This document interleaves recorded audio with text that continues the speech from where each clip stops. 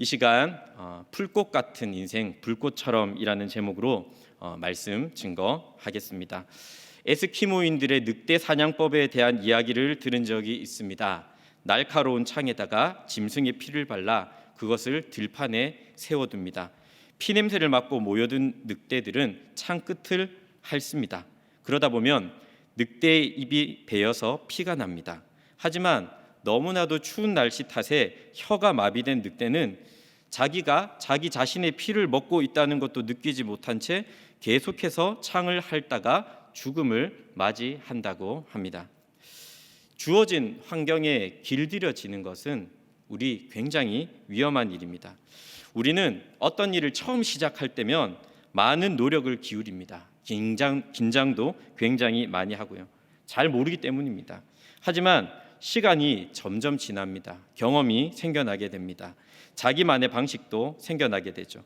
그러면 하던 대로 하더라도, 예전 방법 그대로 사용하더라도 일은 적당히 돌아간다라는 사실을 깨닫게 됩니다.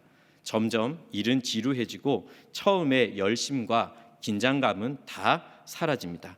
그때 사고가 터지는 것입니다. 사랑하는 성도 여러분, 우리들의 신앙도 마찬가지입니다. 가장 위험한 것이 환경에 길들여지는 것입니다.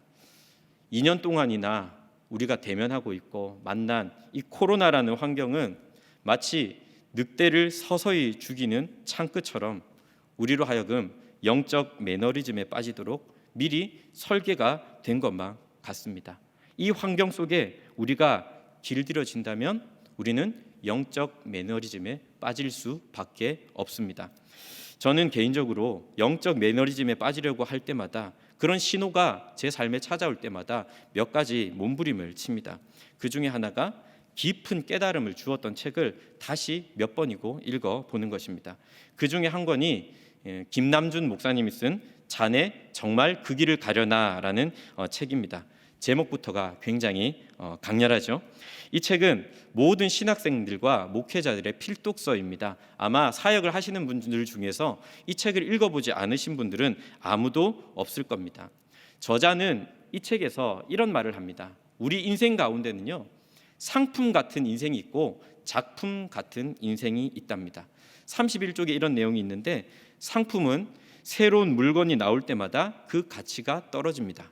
그리고 마지막에는 쓰레기 값이 되어 버리고 마는 것입니다. 그러나 작품과 같은 인생은 세월이 흘러갈수록 그 진가가 드러납니다. 시간이 갈수록 그 인생이 우리에게 주는 감동은 더욱 찬란하게 빛을 발합니다 라는 내용이 나와 있습니다. 우린 어떤 인생입니까? 그리고 여러분은 어떤 인생 되기를 원하십니까? 상품 같은 인생입니까? 작품 같은 인생입니까? 이사야서 40장 6절 7절에는 우리들에게 이렇게 이야기합니다. 모든 육체는 풀이요 그의 모든 아름다움은 들의 꽃과 같으니 풀은 마르고 꽃이 시듬은 여호와의 기운이 그 위에 불미라. 이 백성은 실로 풀이로다. 우리들의 인생이 마치 풀처럼 그리고 꽃처럼 시들어 버린다고 말합니다. 마치 상품 같은 인생처럼 말입니다. 그러나 이처럼 시들어가는 인생을 어떻게 보면요, 그냥 환경이 주어진 대로 살아가다 보면 상품처럼 사라지고 말게 될 그 인생을 마치 불꽃처럼 살다간 하나님의 사람이 있었습니다. 이스라엘은 600여 년 동안의 식민지 생활과 400여 년 동안의 말씀의 기근 속에 어둠의 터널을 지나며 메시아가 오기만을 학수고대하고 있었습니다. 오늘 본문을 보면 이 오랜 침묵을 깨트리고 예수님께서 오실 길을 준비할 그 한 사람이 이제 역사의 무대 중심에 등장합니다. 그는 세례 요한이었습니다. 이 시간 우리는 세례 요한을 불꽃에 비유하여 그가 어떤 사람이었는지, 그가 어떻게 살아갔던 사람이었는지를 세 가지로 말씀드리며 함께 교훈을 얻기를 원합니다. 첫 번째로 세례 요한은 광야에서 타오르는 불꽃이었습니다. 세례 요한을 불꽃으로 비유한다면 먼저 그는 광야에서 타오르는 불꽃이었습니다. 누가복음 1장 80절 말씀을 보면 세례 요한의 성장기를 이렇게 기록합니다. 한번 같이 읽겠습니다. 시작.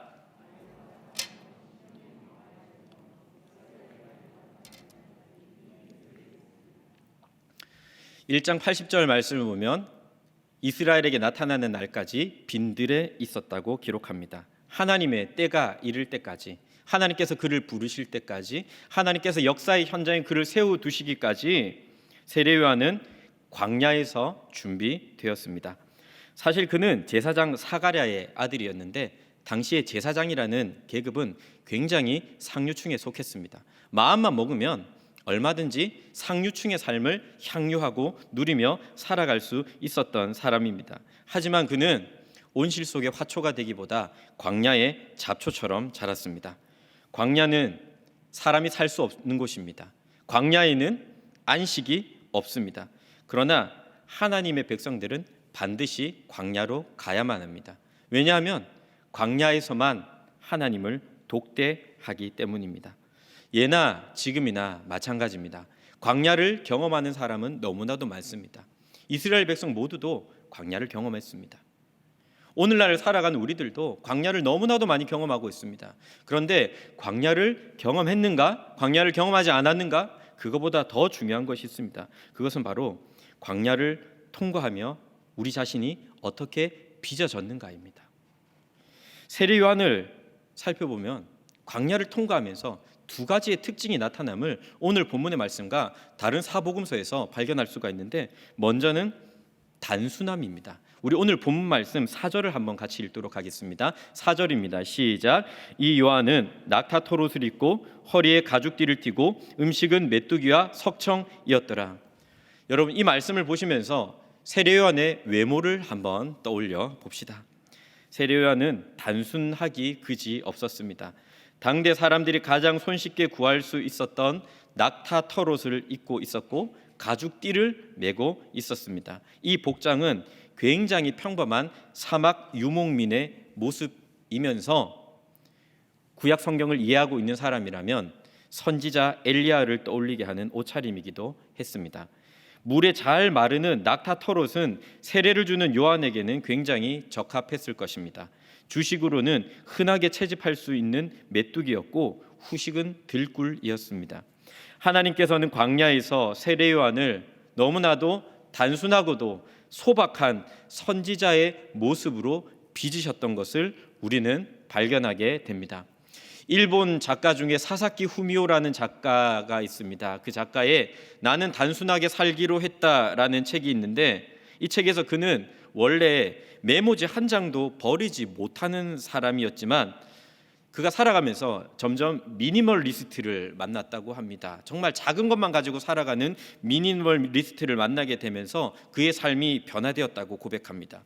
이제 그의 삶 가운데 쓸모없는 물건들을 하나씩 버리고 꼭 필요한 물건들만 두게 되면서 그가 깨달은 사실이 있는데, 내 삶에 있어서 정말 중요한 것이 무엇인가, 정말 내 삶에 있어서 반드시 필요한 것이 무엇인지를 깨닫게 되었다고 이야기를 합니다. 세례 요한은 좋은 집에 살거나 좋은 차를 타거나 좋은 옷을 입지는 못했지만 이 광야라는 곳에서 생명의 말씀을 받았습니다. 생존에 필요한 최소한의 것들만 가지고 살았지만 영생을 위해 필요한 모든 것을 광야에서 얻게 되었습니다. 사랑하는 성도 여러분, 광야는 비우는 곳입니다. 광야에서 자꾸만 채우려 들거나 광야에서 내가 가진 것을 놓지 않으려고 하면 안 됩니다. 광야에서 우리는 하나님의 자리를 대신했던 그 모든 것을 다 비워내어야 합니다. 비우다 보면 하나씩 내려놓다 보면 무엇이 진정 중요한 것인지, 무엇이 영원한 것인지 우리는 깨닫게 될 것입니다. 결국 하나님의 말씀만이 남습니다. 광야를 통과한 이 세례 요한의 또 다른 한 가지의 특징은 바로 야성입니다. 광야에서 받은 생명의 말씀에 대한 그 확신 때문에 그에게는 머뭇거림이 없었습니다. 그가 말씀을 증거하는데 계산하거나 눈치 보지 않았습니다. 젊은 사자처럼 담대하게 선포했습니다. 그 대상이 임금이라고 할지라도 주눅들지 않고 진리를 말했고 목에 칼이 들어와도 타협하지 않았습니다. 결국 바른 말을 하다가 목이 베어 죽게 됩니다. 그는 야성을 가진 사람이었습니다. 잠자는 다수이기를 거부하고 깨어있는 한 사람이 되었던 것입니다. 사랑하는 여러분, 오늘날 우리가 통과하고 있는 이 광야라는 것은요, 장소만 뜻하는 것이 아닙니다. 우리들의 삶 가운데서는 다윗에게 사울이 그랬던 것처럼 사람이 광야일 수도 있고요, 너무나도 약하고 쉽게 질병에 걸리고 쉽게 피곤해지는 우리들의 몸이 광야일 수도 있고, 우리들의 인생 자체 전부가 광야일 수도 있습니다. 이 시간 말씀을 듣는 우리 지체들 중에서도 광야 한가운데를 물없이 지나고 계시는 분들도 분명히 계시리라 생각합니다. 그런데 광야는 언젠가는 끝이 납니다. 중요한 것은 이 광야의 끝에서 발견되는 내 모습입니다. 올 한 해 동안을 한번 되돌아봅시다. 올 한 해 동안 광야를 지나온 우리들의 모습은 어떻게 변화되었습니까? 광야 때문에 더 교만해진 사람도 있을 것입니다. 광야 때문에 강팍해져서 더 하나님과 멀어진 사람들도 있을 것입니다. 반면에 이 광야 때문에 오히려 많은 것들을 버리고 많은 것들을 비우고 많은 것들을 내려놓으면서 결국에는 이 복음 하나만 붙들고 살아가게 된 정금과 같은 하나님의 사람도 분명히 있을 겁니다. 세례 요한이라는 사람과 우리 자신을 한번 비교해 봅시다. 물론 굉장한 허탈감과 박탈감을 느낄지 모릅니다. 하지만 가만히 비교해 봅시다. 우리는 지금 오늘날을 살아가면서 굉장히 복잡하게 살아갑니다. 여러 가지 생각하고 여러 가지 계산하고 여러 가지 계획하고 여러 가지 꾸미며 복잡하게 살아가는데 세례 요한은 단순하게 살았습니다. 우리는 매사에 두려워합니다.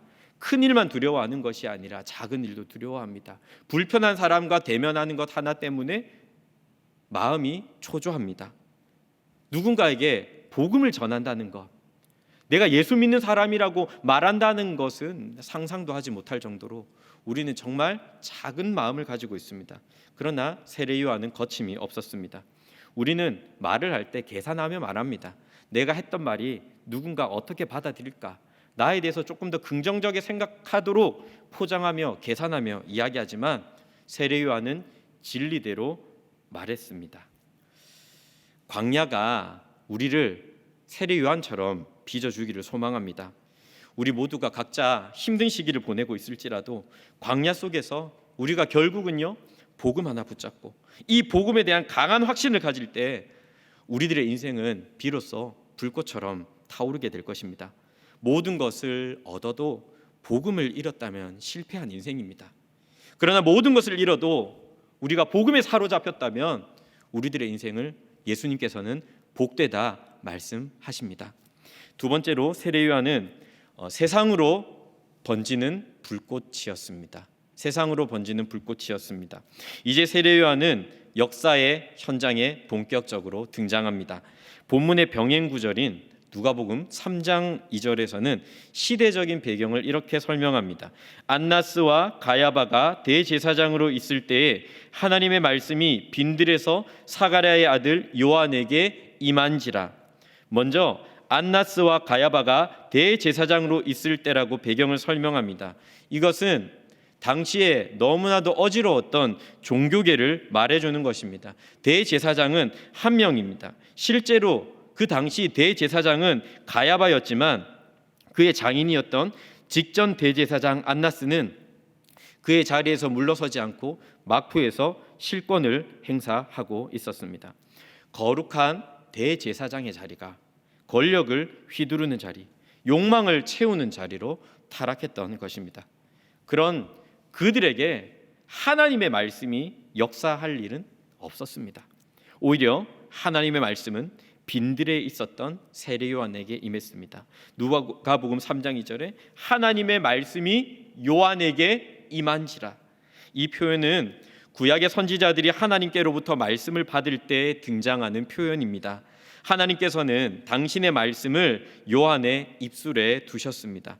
광야에서 타올랐던 복음의 불꽃은 이 세례 요한을 통하여 온 유대 지역으로 번지기 시작했습니다. 많은 이들이 나와서 회개하고 세례를 받았습니다. 심지어 바리새인과 사두개인들도 찾아왔습니다.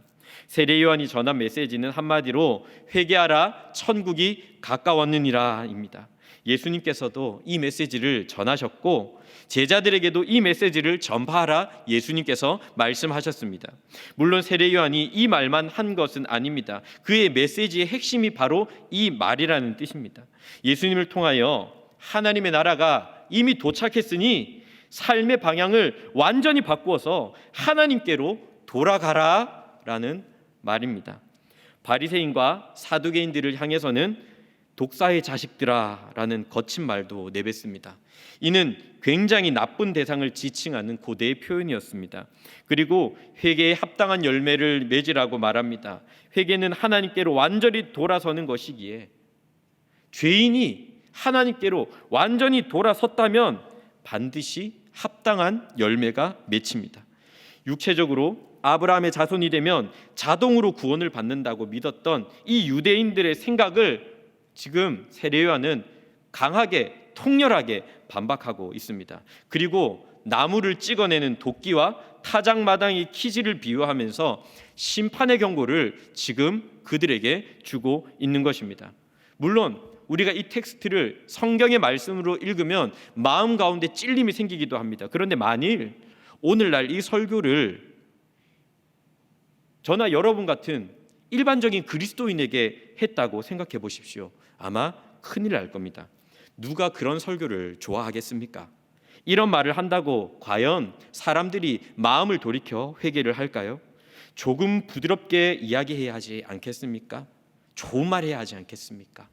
그리고 세례 요한이라고 하는 사람이 우리는 성경 말씀을 통해서 그를 접하기에 참 멋있어 보이고 훌륭해 보이기만 하지만 그때 당시 시대적 상황으로 이 세례 요한이라는 사람을 봤을 때 그는 사회 부적응자였고 엄청난 괴짜라고 볼 수밖에 없었습니다. 그런 세례 요한이 내뱉는 이 거침없는 선포가 사람들의 심령을 일깨웠던 것입니다. 이것은 기적입니다. 미련한 방법으로 거칠게 전하는 것처럼 보여도 사람들은 그에게 나와 회개하고 세례를 받습니다. 그가 전했던 것은 단순히 사람들에게 말 세게 하고 말 강하게 해서 겁주는 것이 아니라 예수 그리스도, 이제 오신 예수 그리스도 복음 그 자체였기 때문입니다.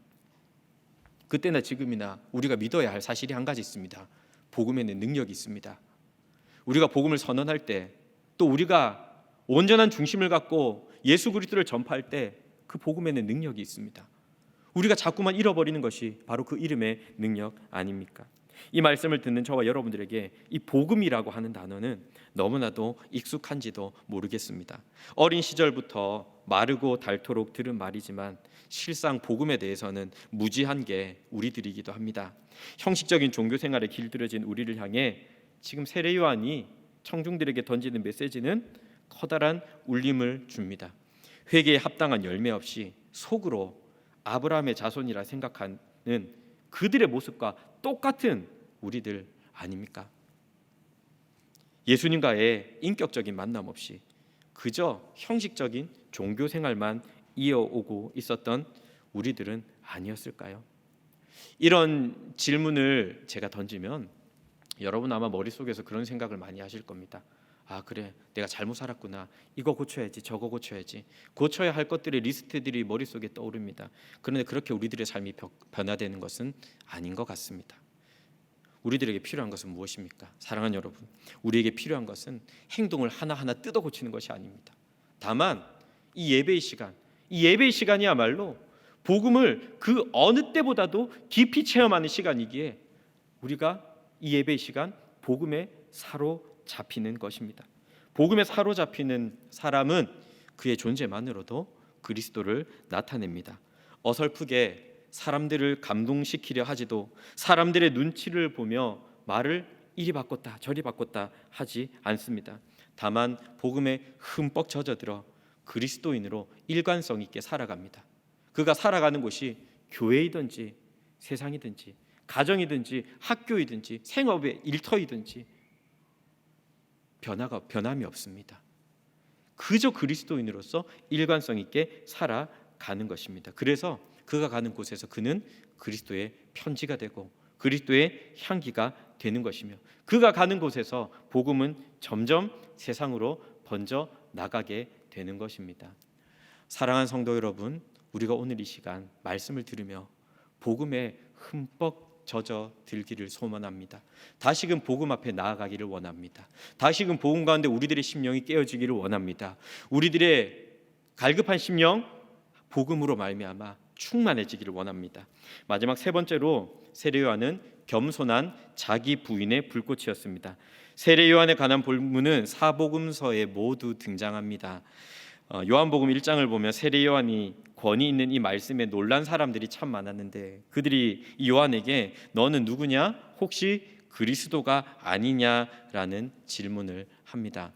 아마 사람이라면은요, 사람들이 나에게 이런 질문을 던질 때 어깨에 힘이 잔뜩 들어갔을 것입니다. 그만큼 세례 요한은 많은 사람들에게 커다란 영향력을 끼쳤습니다. 참 칭찬에 약한 사람들이 많습니다. 저도 그 중에 한 사람인 것 같고요. 그런데 세례 요한은 단호하게 나는 그리스도가 아니라, 나는 그분의 신발끈을 풀기도 감당할 수 없는 사람이다라고 대답을 합니다. 그리고 자신은 다만 광야에 외치는 자의 소리라고 소개합니다. 광야에 외치는 자의 소리라고요. 그저 예수님을 소개하는 사람일 뿐 어떤 대단한 존재가 아니라고 말합니다. 그는 주연이신 예수 그리스도를 빛나게 만드는 조연일 뿐 그분의 자리를 감히 넘볼 수 없다 말하는 것입니다. 세상에는 두 종류의 남자가 있다고 합니다. 칭찬을 좋아하는 남자가 있습니다. 그리고 칭찬을 엄청나게 좋아하는 남자가 있습니다. 인정받고 싶고 주목받고 싶고 그런 마음들은 누구에게나 다 있습니다. 하지만 세례 요한은 자신의 자리와 역할을 바르게 이해하고 있었습니다. 나는 다만 광야에 외치는 자의 소리라는 사실에 감사했고 주인의 즐거움에 참여하는 것으로 만족했습니다. 사람들의 많은 인정과 관심 속에서도 자기를 부인하고 겸손히 자기 자리를 지켜내었습니다. 그것이야말로 진정한 불꽃입니다. 우리는 제 아무리 위대한 일을 해내었다고 할지라도 이 모든 것이 하나님의 은혜라는 사실을 고백하고 영광 돌려드려야 합니다. 요즘에 제가 많이 듣는 찬양 중에 손경민 목사님이 쓴 은혜라는 찬양이 있습니다. 당연한 것 아니라 은혜였어. 내가 누려왔던 것들, 내가 걸어왔던 모든 것, 내가 가지고 있는 것, 나의 모든 추억과 나의 모든 시간, 그 모든 것들이 당연한 것이라고 여겼지만 그 모든 것이 당연한 것이 아니라 바로 하나님의 은혜였다라는 고백이죠. 더불어 내가 아주 작은 일 하나를 해내었다라고 할지라도 그것은 혼자 해낸 것이 아니라는 사실을 알고 함께 동역한 동료들과 함께 기쁨을 나누어야 합니다. 성숙한 그리스도인이라면 주인공이 되고자 하는 욕심, 영광을 내가 취하려는 야망은 내려놓을 줄 알아야 합니다. 우리들의 삶에 필요한 것은 무익한 종의 자세입니다. 작은 일 하나 하더라도 해야 할 일을 한 것뿐입니다 하며 자신의 이름을 감추고 자신의 존재를 숨길 줄 아는 그런 겸손이 우리에게 필요합니다. 1990년대 중반에 한국교회는 이 고지론과 미답지론에 대한 논쟁이 있었습니다. 고지론은 말 그대로 그리스도인들이 실력을 갖추어 세상의 가장 높은 곳인 고지를 점령해야 된다는 것입니다. 세상적으로 성공하고 높은 자리에 올라서 영향력을 발휘해야 한다라는 주장입니다. 반면 미답지론은 그리스도인이라면 남들이 가기 싫어하는 곳으로 가서 섬기고 봉사해야 한다는 주장이었습니다. 어떤 이들은 고지론이 옳다고 어떤 이들은 미답지론이 옳다고 합니다. 둘 다 맞는 말입니다. 한옥 목사님이 쓴 칼과 칼집이라는 책에는 낙차 큰 폭포라는 비유를 들어서 설명합니다. 폭포는 높을수록 위력이 큽니다. 그러나 높기만 하고 떨어지지 않는 폭포라면 아무런 위력이 없습니다. 떨어져야 전기를 발생시키고 바위를 파괴하는 힘이 발생합니다. 따라서 우리는 삶의 현장에서 최선을 다해 노력해야 합니다. 그 다음은 낮아지고 떨어져야 합니다. 이것은 직장을 뛰쳐나오려는 말이 아닙니다. 이 모든 것을 하나님의 영광을 위해 사용해야 한다는 것입니다. 그래서 세례 요한처럼 내가 아니라 예수님을, not I but Christ, 내가 아니라 예수님을 드러내는 삶을 살아야 합니다. 이것은 매일매일 자신을 십자가에 못 박는 경건의 훈련 없이는 불가능한 일입니다. 세례 요한의 관심은 온통 예수님께 집중되어 있었습니다. 그분의 영광을 위해서라면 자신은 잊혀져도 좋다고 생각합니다. 그의 제자들이 예수님께로 옮겨가자 요한복음 3장 30절에서 이런 유명한 말을 남기죠. 그는 흥하여야겠고 나는 쇠하여야 하리라는 이 정금 같은 고백을 하고 있습니다. 우리는 주님의 일을 하면서도 또 믿는 자로서 일상을 살아가면서 내가 드러나기를 바라고 있지는 않습니까? 내가 아니면 안 될 것처럼 자기 자신을 과장하고 있지는 않습니까? 조그만 일을 하고도 사람들의 칭찬과 인정을 바라지는 않습니까? 사랑하는 여러분, 우리는 광야의 소리라는 사실을 기억합시다. 우리는 소리이지 말씀이 아닙니다. 우리는 교회를 섬기는 자들이지 교회의 주인이 아닙니다. 우리는 약한 사람들이지 완벽한 사람들이 결코 아닙니다. 다만 우리에게 허락하신 삶을 통하여 예수님을 증거하는 광야의 소리가 바로 우리들의 정체성입니다. 이제 말씀을 맺고자 합니다. 벌써 2년째 우리는 코로나라는 광야를 보내고 있습니다. 계속되는 취업의 벽 앞에서 실망하기도 하고 생업의 어려움 속에서 몸부림치기도 하고 관계의 문제로 몸소리치기도 합니다. 그러나 기억하십시오. 우리 하나님의 사람들은 이런 시대의 틀이 찍어낸 사람들이 아닙니다. 광야를 통과하며 단 한 가지 복음에 사로잡혀서 예수님을 믿는 게 무엇이고 그분만을 경외하며 사는 것이 어떤 삶인지를 그의 존재로서 가르쳐주는 사람입니다. 사람들은 방법 찾습니다. 이 코로나 시대에도 어떤 방법이 좋겠습니까? 어떤 방법을 해야 우리가 이 문제를 풀겠습니까? 라고 생각하지만 하나님은 사람을 찾으십니다. 우리 청년부들 가운데서도 하나님은 사람 찾으십니다. 그렇게 풀꽃 같은 우리들의 인생 불꽃처럼 살기를 원합니다. 그래서 주님 다시 오실 길을 예비하는 우리 울산교회가 되길, 우리 청년들이 되기를 주님의 이름으로 축원합니다.